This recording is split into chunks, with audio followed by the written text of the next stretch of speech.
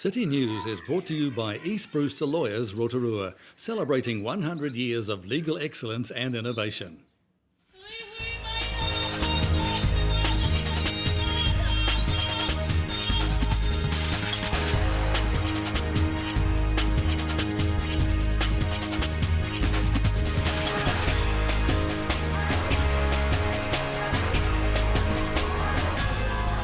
Good evening, Rotorua. Tonight on City News. The new Rotorua District Council was sworn in last night in front of a packed council chambers. The White Ribbon Anti-Violence Riders are asking local motorists to take part in this year's ride, and 4 Bay of Plenty players make the Chiefs 2014 squad. Rotorua District Council and the city's first female mayor were sworn in last night in front of a packed council chamber. New Council Chief Executive Jeff Williams then took over proceedings and officially swore in Mrs Chadwick to a rapturous applause and a standing ovation. I, Stephanie Ann Chadwick, declare that I will faithfully and impartially and according to the best of my skill and judgment execute and perform in the best interests of the Rotorua District the powers, authorities. Let's recreate ourselves. Let's define a new attitude that expresses pride and a sense of place and purpose. Let's make this city buzz with excitement and expectation and keep that momentum going. That's where I'm heading. Why don't you all join us? Ko mā te wawa tūtoki engari mā te upoko pakaru. Persevere with determination. Don't be put off by the small obstacles. That's us, team. Nō reira, tēnā koutou, tēnā koutou, tēnā koutou katoa. Mrs Chadwick then swore in new Deputy Mayor Dave Donaldson, seconded by former Deputy Mayor Trevor Maxwell. She then swore in the remaining 11 district councillors, including the newly elected Peter Bentley, Rob Kent and Tanya Tapsell. The new council then got on with business with the first major agenda item being the council's annual report. Thank you everybody, thank you team and council for our inaugural meeting. Great thrill for us all. We now all invite you to join us for drinks out in the good area. The meeting is closed.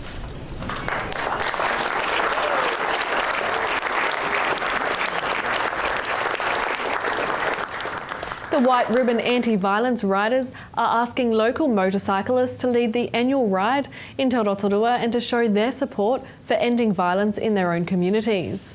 The November White Ribbon campaign aims to end men's violence towards women. As part of the campaign, a White Ribbon motorcycle ride has been organised for the last 5 years in the North Island to highlight the anti-violence messages and to speak directly with men in local communities. Anyone can join the ride providing their bike has a current warrant of fitness, a minimum engine size of 250cc and are willing to make the pledge to never commit, condone or remain silent about violence towards women. For more details, check out whiteribbon.org.nz. In sport tonight, 4 Bay of Plenty players have been included in the Chiefs squad for the 2014 Investec Super Rugby competition. The back-to-back rugby champions named 13 new recruits for next year, which includes 7 players who will be involved in Super Rugby for the first time. The Bay of Plenty players are prop Josh Honick, loose forward Tanuro Latima, lock Brodie Retelich and All Black loose forward Sam Kane. The Chiefs will kick off their Super Rugby season against the Crusaders on Friday the 21st of February in Christchurch and will play their first home game against the Highlanders in Hamilton on Saturday the 1st of March. To your weather update now, Rotorua. Tonight will be rain with gusty northerly and overnight low of 12. Tomorrow, Friday, a few showers in the afternoon with southwesterly, a high of 17 and a low of 5. And the outlook for Saturday becoming fine with southwesterly winds, a high of 16 and a low of 5. And the marine forecast for Lake Rotorua, tending southwest 10 knots in the morning and then rising westerly to 15 knots for a time in the afternoon and evening. With waves less than half a metre, there will be fair visibility in a few afternoon showers. Still to come in tonight's program, we find out about the Win Your Wings to Sydney competition. We find out about a new campaign promoting the safe disposal of paint, and we talk about Rotorua's potential as a spa city with QE Health's General Manager Peter Sharplin.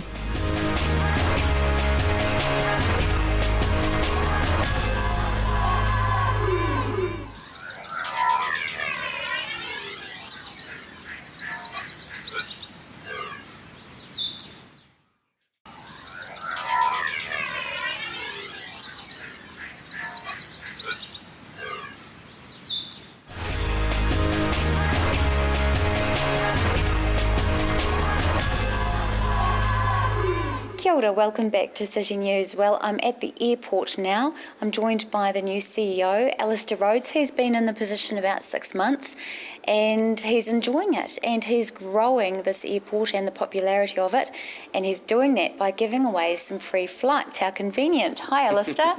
How's it going, Kerry? Good, thank you. How's it going with you? Yeah, it's been great actually. It's been a lot of fun the last 6 months here, so we're just sort of starting to ramp things up and start promoting this airport again. Nice. So this, the tickets that you're giving away, is that the beginnings of more to come? Yeah, hopefully. So these tickets are just on the Sydney Rotorua route, and we've got a number of tickets that are used to promote the services both in Australia and out of New Zealand. So the first stage is promoting people from the Bay of Plenty region to travel outbound to Sydney, and then we're also working with events and venues to promote some of the big events happening in early next year. So the Rotorua Bike Festival, the Ragamuffin Festival, and the Rotorua Half Marathon as well. So working at, offering some free tickets to help promote those events at the same stage. Great, because there's a beautiful synergy there, isn't it? You mentioned the events and venues. Things that are going to attract people here, if you can give them a good flight, a good price, you're going to get them here through this gateway.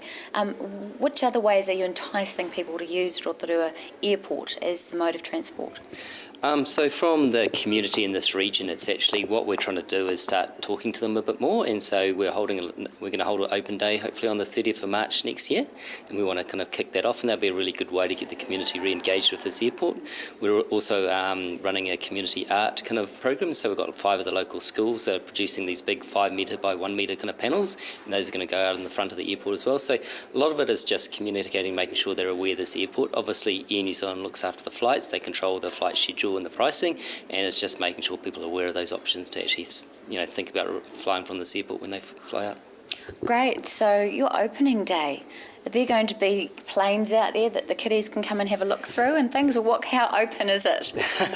We're still working through that, but that would be the intention, some display from the fire guys, a few plane displays, but just get people to come out and actually get to understand and know the airport as well, and that's when we're thinking of officially unveiling these community kind of art projects that we've got going on, and there's also a few other things and some other surprises we're looking at doing at that event as well. So if you had the opportunity to speak to the population of Rotorua, to the public, and ask them to chip in and help, how could they help Rotorua Airport grow? Is it promoting it to their family and friends? Is it, coming out here and visiting? Is it what can they do?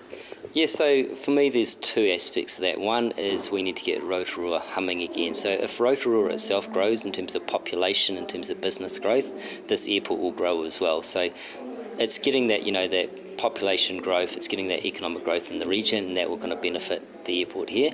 The second is we need to make sure we're very attractive to our kind of target customers, and I think our target customers ultimately need to be Aucklanders, and if we can become very attractive to Aucklanders, we'll get that population and business growth again, which will mean that not just Aucklanders come down, but that's our best form of marketing for me is getting those 1 million, 1.5 million people up the road to really talk about Rotorua. If we can do that, that's worth more than all the other promotion that we can do together. And Sydney, how are we looking to them as a destination at the moment? So I've just got Destination Rotorua, and Anna, my BDM, is just over in Sydney at the moment, so really trying to get a gauge of where Rotorua's perception is in terms of that market. Sydney is a very challenging place to market to. It's by far the most expensive place in the whole Australasia to market yourself as a destination to, and we're getting a bit of cut through there, but we're just still, that's why we've sent these guys over there at the moment to really understand that market a bit more and work out how we actually need to pitch and present ourselves to that market. Great. Okay, so it's been 6 months. Have you enjoyed it? I have. I think the airport is like Rotorua itself. It's full of challenges, but those challenges are opportunities. And for me, this whole region should be performing so much better, including the airport, than it is today. And that's half the reason I kind of came down here, because I just think it's so underutilised, this region and the airport, that the only way is up. Okay, and so what part of that process are you looking to, be the catalyst for? This only way is up. The only way is up catalyst. So I think, it's quite good timing in here. We've got we've got a whole bunch of new people that are coming into the region. So we've got a new mayor, obviously Stevie Chadwick. We've got a new CEO of the Rotorua District Council. We've got myself down here, and there's a number of new people that are actually starting up in this region. So I think it's an opportunity to say we've learned a few things that what we've done in the past. We're not going to make those mistakes again. Now it's all about the future and looking about how we can invest in the future and how we can make Rotorua, a thriving place to live, work, and play again. Great. Well, someone's just arrived to come and have a play. and with that, we'll leave it. Thank you very much for your time, Alistair. And these next 6 months, just finally, now that the engines have turned off, what are they going to be made of? So the first 6 months we're really getting the basics right. So I've restructured the team, got the right people in the right place doing the kind of right things, and we've been working on our strategy. The next 6 months is really starting to see if we can get some traction there about where, how do we influence Air New Zealand to fly to the destinations that we need to actually have flown to? How can we promote general aviation in this airport, get a lot more hangars and a lot more development out there? So now it's about, we know where we're kind of heading, is making sure we're actually going on that direction as well and getting some traction there. Good stuff. Well, I suppose we should go and let these people in the door. Thanks, Gary. Yeah. And thank you very much for your time. You too. Thanks a lot. Great. Cheers. We'll look forward to seeing you after the break.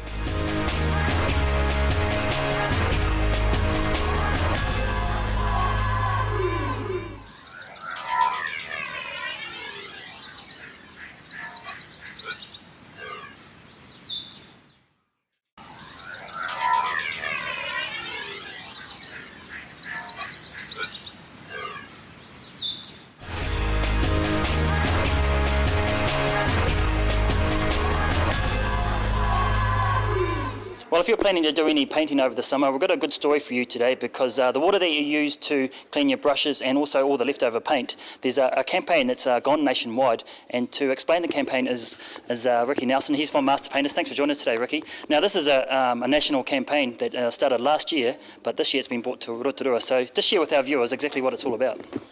Okay, so what we're trying to do is we're trying to promote a responsible waste disposal in the paint industry. So we're targeting DIY painters as well as trade painters, and what we want them to be very aware of is to be careful not to wash their paint brushes and rollers out down the drains, which lead to waterways, which obviously pollute our local waterways. So that's the education program that we're running throughout the Bay of Plenty, and we've got our information in every single paint store throughout the Bay of Plenty. So what's the name of the campaign, Ricky? The name of the campaign is called Don't Paint the Drain. So it's pretty basic. Everybody understands what they're not supposed to do just in the campaign, just with that name. I think that's pretty important, especially here in Rotorua, because we've obviously got Lake Rotorua here, obviously the surrounding lakes.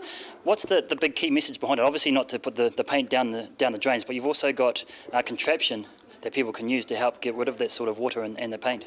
Yes. Okay. Well, we'll first, if we have a look at what DIY painters can do, we've got a couple of diagrams here in this little education pamphlet, which explains to them responsible ways of washing their brushes out, making sure that they don't put them down and into local waterways and so on. And people can pick this up from Resine or any other paint shop in town? Yeah, we have the displays in most of the retailers that sell paint, so all the, say for example, Resine, Dulux, Wattle, but also the Mitre 10s and the Bunnings, you can find it. Now, with the trade, because we produce a significant amount of waste, we have to be very responsible with that waste that we produce. So with the large quantities that the trade produce, we have units like this one here. This is the Resine Wash-Wise Reclaimer. So all our wash waste goes into this unit.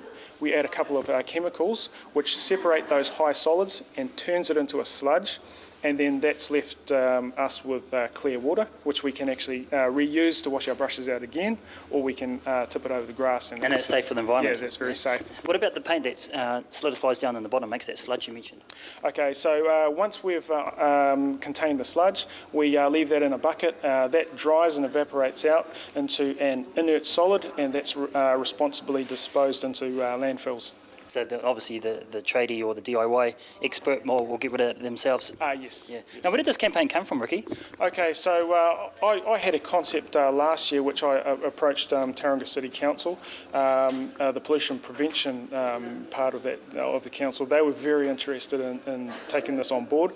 They were involved in a process where they were dealing with Christchurch and the big issues that they were having as far as the painting industry is concerned down there with EQC work, the significant amount of pollution that they were getting in the waterways.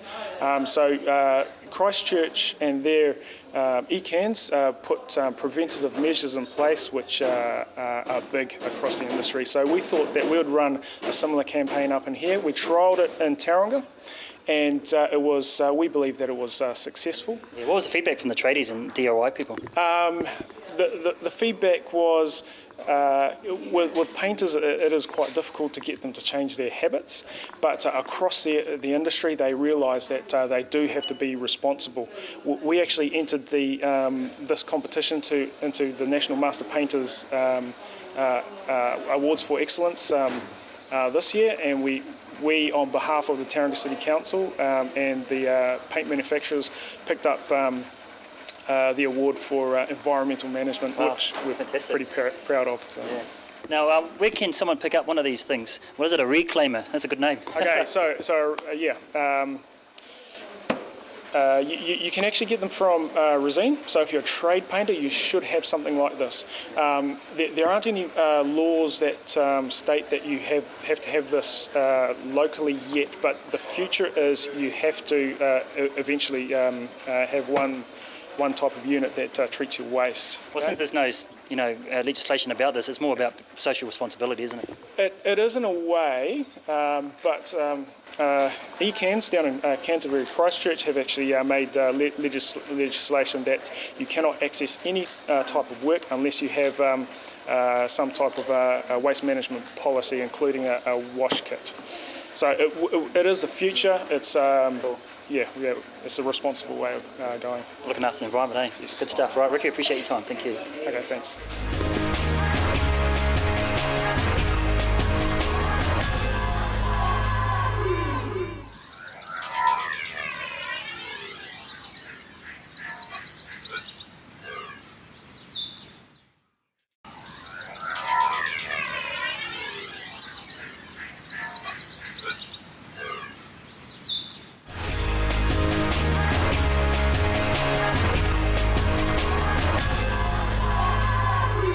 Kia ora, welcome back. I'm joined now by Peter Sharplin, the General Manager of Kiwi Health, and we're just going to have a bit of a chat about the direction that Rotorua is going in. Kiwi Health has got a long history in this city for providing spa services and quality support to the people of our community. How do you think we're going to be moving into the future with Steve Chadwick as the new Mayor? I think it's a very exciting time for us. She's already set out that she sees the concept of Spa City as a central plank of what she wants to develop. And we're sitting on an entire lake of geothermal fluid. We're one of the few places in the world that has access to such water. And I think it's time we sort of stepped forward and made the most of it. Have you had contact with Steve since she won the election, and to have a chat about the star, this star dream of hers to have the Spa City of the Pacific? We already knew quite a bit about it before the election. Steve has been a real supporter of Queen Elizabeth. We've had our battles during the last few years, which have come through. And now that we're starting to diversify, so we still offer the sort of world-class rehabilitation for arthritis and other, quite ill patients. But we're starting to really work in terms of delivering that same quality service out to the more general public. And the spa that we have here is the first step in doing that. Great. Tell me about some of those battles that you have had and how you've overcome them. Good staff, hard work. At the end of the day, just providing a quality service. It's the patients, it's the clients who keep coming back saying we want QE. and without that support we wouldn't still be here. Now, the buildings have undergone quite a bit of renovation in the last few years, and in my time here I've seen it go from almost a bit of a derelict type looking building to something a little bit more easy on the eye. Is there more development in the future? There is quite a lot more to come. We're just finishing off tightening up the existing buildings at the moment, but we have some real plans in terms of our physiotherapy department is still expanding dramatically. Our gymnasium is growing very strongly and will soon outgrow its current area. And the spa, once again, we need to start to expand, so we're starting to look at further renovations within the existing building. But the next step after that is to look at expanding the spa beyond what we currently have. Do you have a strategic plan for that? Is there any kind of time frame? Well, starting pretty much immediately for the first sets of renovation. We've traditionally been a very hands-on spa. The quality of our therapists here, and they are therapists rather than masseuses, is such that we can offer the best quality massages in New Zealand. But we want to start moving more into the bathing experience as well. There's a whole history, a whole culture of bathing and bathing for health, which has been lost. We want to start bringing that back. And tell me a little bit about your position here. Obviously you're in Rotorua, there's a long history there with bathing as well. Yep. Has there been any kind of synergy with the Māori community? Very much so. In fact, we've just opened one wing of QE for Tiwaiora Atane. They're a local Maori rongoa provider, so they're just kicking off this week. And we're looking forward to actually doing quite a lot of research with them in terms of the traditional Maori treatments, some of which look very effective, but haven't been properly studied yet. So that's one area. The second area is just recently we worked with Kurawai Araha, which is a leading local Maori health provider. We had a pilot called the Big Boys Club, Maori men aged 40 and over who had allowed themselves to get overweight. And so Kurawai Araha worked with the spiritual and the social concepts to work with these guys to sort of bring their weight down and health under control. We provided the physical rehabilitation side, and it worked really well. In fact, so well that the Ministry of Health has asked us to actually run 5 more courses, and they're funding it now. Yeah. Well, we want to follow that, so let's keep in touch with that, because it does sound very promising, and especially if it's already proven. Yeah. Well, not only that, it's fun. You go down the gym when the guys are in, and all you can hear is laughing. So for people out in Rotorua, would you encourage them to come along, and if so, Of course. what for in particular? I would definitely come for some of the massages you get here.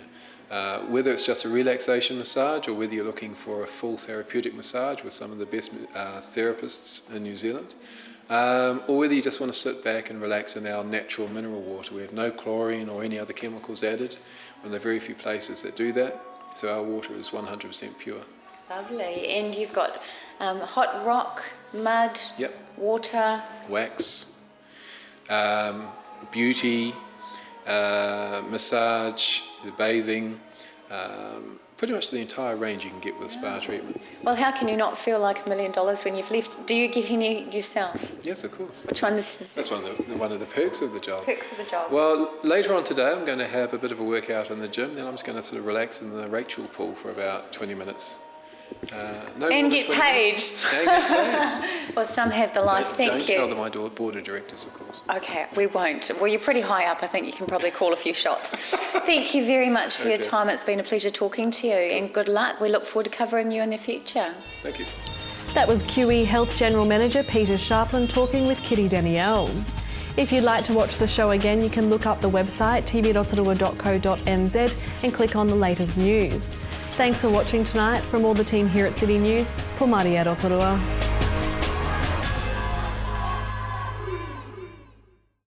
Supporting local content so you can see more of New Zealand on air. City News was brought to you by East Brewster Lawyers Rotorua, celebrating 100 years of legal excellence and innovation.